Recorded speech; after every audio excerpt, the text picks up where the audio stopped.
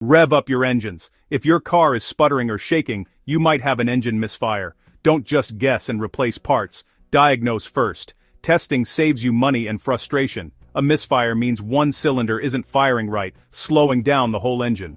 Causes: lack of spark, compression, or fuel. A scan tool might tell you which cylinder is misfiring, but not why.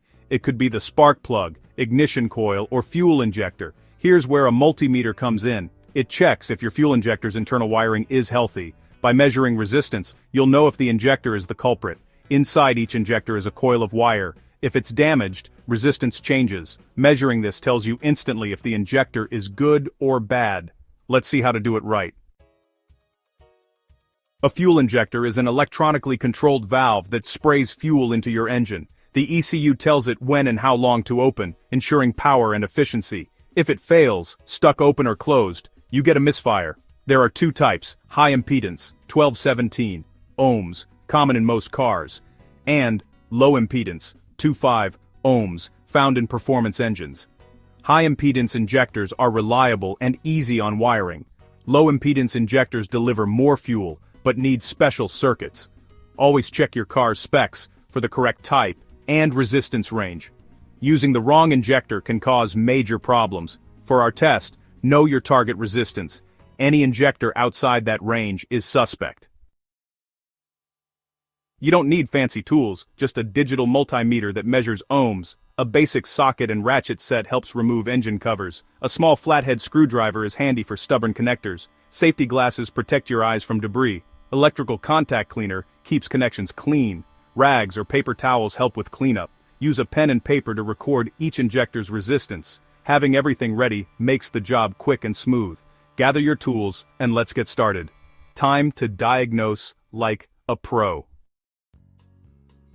First, turn off the engine and remove the key. For safety, disconnect the negative battery terminal. Locate the fuel injectors. They're usually lined up on the fuel rail. Remove any covers if needed. Unplug the first injector's electrical connector. Set your multimeter to measure resistance.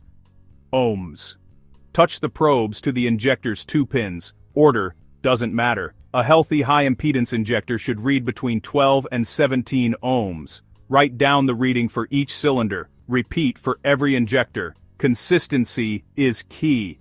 Compare all readings. The odd one out is likely your problem. This method quickly pinpoints a bad injector. No guesswork, just clear results. Let's move on to what those numbers mean.